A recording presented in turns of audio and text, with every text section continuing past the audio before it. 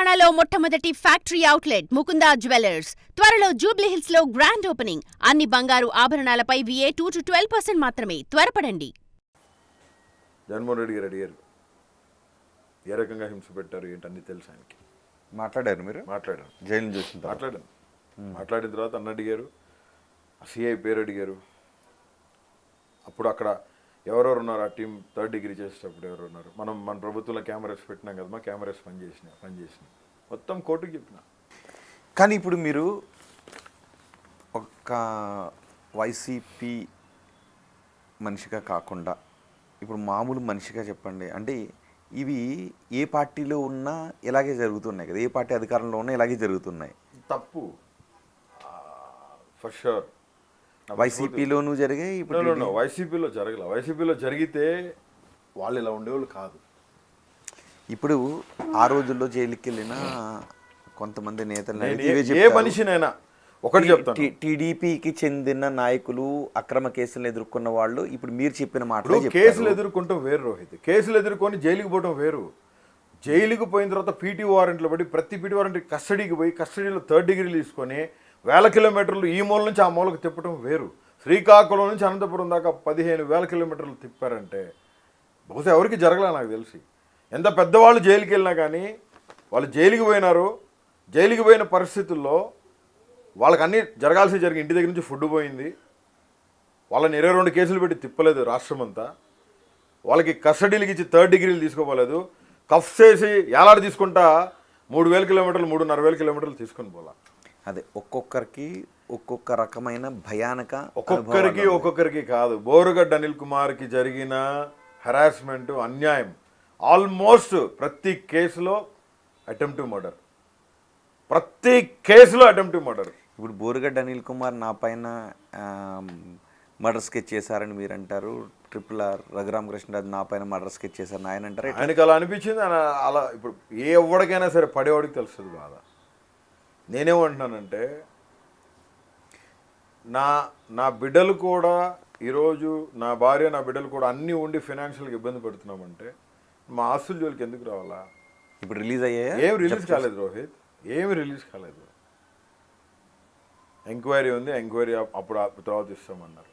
జైల్లో ఉన్నప్పుడు, అరెస్ట్ అయినప్పుడు మీకు ఫ్యామిలీ గుర్తొచ్చిందా? రోజు ఫ్యామిలీ గుర్తొస్తుంది. పిల్లలు ములాఖాత్కి వచ్చేవాళ్ళు, ఒక గ్లాస్ అడ్డం ఉండేది రోహిత్, కనీసం ఆ గ్లాసులోంచి పిల్లలు కనపడుతూ ఉండేవాళ్ళు, దిగులేసుకొని తగ్గిపోయి. But my wife is very strong. తను ఒక్కతే నా కోసం చాలా బాగా పోరాడింది, తను నిలబడింది అంతే. నా వైఫ్ దేవుడి మహాకృపను బట్టి పిల్లలు కూడా ఏమీ హెల్త్ అప్సెట్ అవ్వలేదు, ధైర్యంగా ఉన్నారు. ఎందుకంటే దానికి కారణం నా వైఫ్. ఎందుకంటే ఈ రాజకీయ ఒత్తిళ్లలో నలిగిపోయి చెదిమేసి వాళ్ళు మమ్మల్ని. నేనేమంటానంటే, నన్ను జైలు వేసావు సరే పో, నా మీద కక్ష తీర్చుకుంటున్నావు సరే పో, నన్ను చంపాలనుకుంటున్నావు సరే పో, ఐఎమ్ రెడీ టు ఫేస్. నా బిడ్డలు ఏం చేశారు స్వామి నిన్ను? నా భార్య ఏం చేసింది? మా అమ్మ ఏం చేసింది? నా చెల్లెళ్ళు ఏం చేసినారు నిన్ను? వాళ్ళ కుటుంబాల మీద ఎందుకు పోయినావు? వాళ్ళ ఆస్తులు జప్తు చేయాలని చూశారు, వాళ్ళ బ్యాంక్ అకౌంట్స్ మీద చాలా పెద్ద. ఏ కేసులో మీ ఆస్తులు జప్తు చేశారు? అన్ని కేసులు రోహిత్, ఒక కేసు అని కాదు, ప్రతి కేసులు 22 కేసులు. ప్రతిసారి ప్రతి స్టేషన్ నుంచి పోలీసు వాళ్ళు నెల్లూరు రాజమండ్రి 2 చెల్లి నెల్లూరు ఇచ్చినాం. చాలా పెద్ద మినిస్ట్రీస్ వాళ్ళు, చర్చ్ మినిస్ట్రీస్ చాలా పెద్దవి. వాళ్ళు చేతులు ఎత్తితే ఒక 25-30 లక్షలు ఓట్లు అయిపోతాయి, అట్లాంటి మినిస్ట్రీస్ ఉన్నాయి మా ఇంట్లో. నా చెల్లెళ్ళు ఏం చేశారు? వాళ్ళని ఎందుకు ఇబ్బంది పెట్టాలా? కంపెనీకి CEO, అడిషనల్ CEO పొజిషన్స్లో ఉన్న వాళ్ళు ఇద్దరు పాపం వాళ్ళ దగ్గరికి పోయి నానా హింసలు పెట్టి, నానా తిప్పలు పెట్టి మీరు పోలీస్ స్టేషన్కి రావాలి. ఇట్టపోతారు రోహిత్. నా ఇంటి ఆడబిడ్డలు నిన్నేం చేసినారు? ఒకటి చెప్తున్నా, ఫిజికల్గా మెంటల్గా నలిగిపోయాను రోహిత్, ప్రామిస్. మానవతా దృక్పథితో ఎవడూ ఆలోచించలా. నేనైతే భారత రాజ్యాంగం ఏ విధంగా అయితే ఆర్టికల్స్, యాక్ట్స్ ఇచ్చిందో ప్రతిదీ నేను చదువుతున్నాను. మళ్ళీ నా కేసులు నేనే వాదించుకుంటానికి. అసలు నేను ఒకటి అనుకున్నా ఒక వారం రోజుల కింద, నా కేసులు నేనే CBIకి ఇచ్చేసేయాలి, నేనే CBIకి ఇస్తాను. ఎస్, మీరు ఇస్తే చెల్లుతుందా? భారత రాజ్యాంగం నాకు ఇచ్చిన హక్కు, constitution of India. Has given me right. నువ్వో నీ బాస్ ఇంకొకటి ఎవడో చెప్తా కాదు, ఫైట్ చేస్తాను చూడు. ప్రతిదీ భారత రాజ్యాంగ కాలమాన ప్రకారం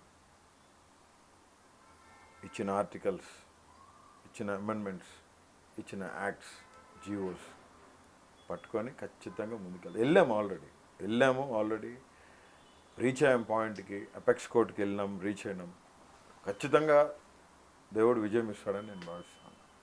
ఒకటి, బాధ ఎవడిదైనా బాధ, నొప్పి ఎవడిదైనా నొప్పే, మనసు ఎవడిదైనా మనసే. బట్ ఇవాళ ఏంటంటే it's all in different types and in different parties, that's all. ఎందుకంటే ఒక్కటి చెప్తాను, రాజకీయం చేయి, నా జోలికి రా. నేను మళ్ళీ చెప్తున్నది, నా కుటుంబం ఏం చేసింది సామి. మరి అప్పట్లో టీడీపీ నాయకులు, జనసేన నాయకులు మాట్లాడిన మాటలు కూడా ఇవే కదా. మీరు ఇప్పుడు అంటున్నారు కరెక్టే, నిజంగా రాజకీయంలానే ఉండాలి, ఆ వ్యక్తుల వరకు మాత్రమే ఉండాలి, కుటుంబాల జోలికి ఇంట్లో ఆడవాళ్ళు వెళ్ళకూడదు. ఎవరు బ్యాంక్ అకౌంట్స్, ఎవరు ఏటీఎం కార్డులు, ఎవరు కంపెనీ అకౌంట్స్ ఎవరు ఫ్రీజ్ చేశారు? రోహిత్, ఏం మాట్లాడుతున్నాను చెప్పు. రోహిత్, నాకు జరిగిన అన్యాయం ఎవరికి జరగకూడదు, ఇప్పుడు దాకా ఎవరికి జరగలేదు కూడా. చాలామంది చాలా కేసులతో లోపలికి పోయినారు ఇరుపక్షాలు.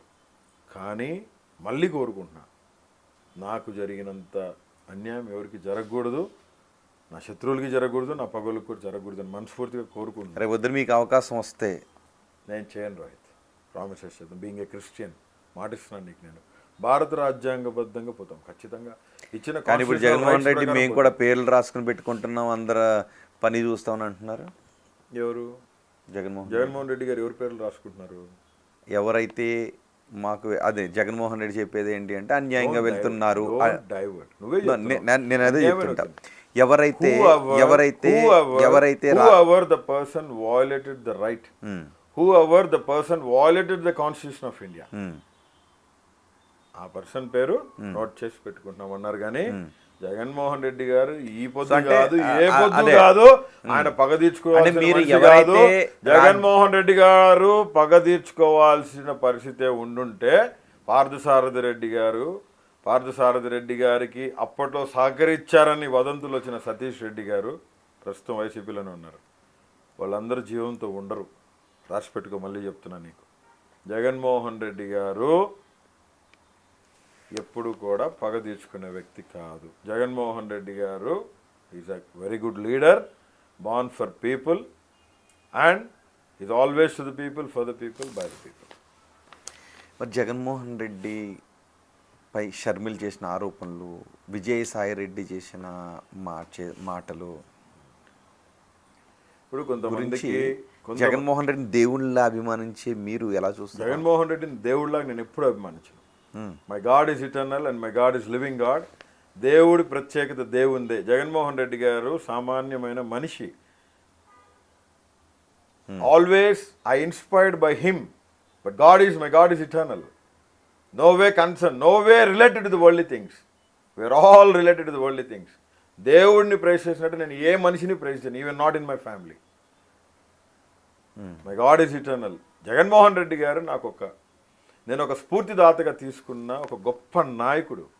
దావీదు మహారాజు వలె దీవింపబడిన, ప్రజల కోసం పుట్టిన ఒక గొప్ప నాయకుడు నా అన్న జగన్మోహన్ రెడ్డి. ఎవడో కారు కోతలు కూసారని, ఎవడో ఏదో మాట్లాడారని చెప్పి మీరు జగన్మోహన్ రెడ్డి గారు మీతో మాట్లాడారా? జగన్మోహన్ రెడ్డి గారు వైసీపీ పార్టీలో మీరు ఉన్నారా? ఏం ప్రశ్నలు ఇవన్నీ ఎట్లా అడుగుతారు మీరు? For more videos like this, subscribe Big TV channel.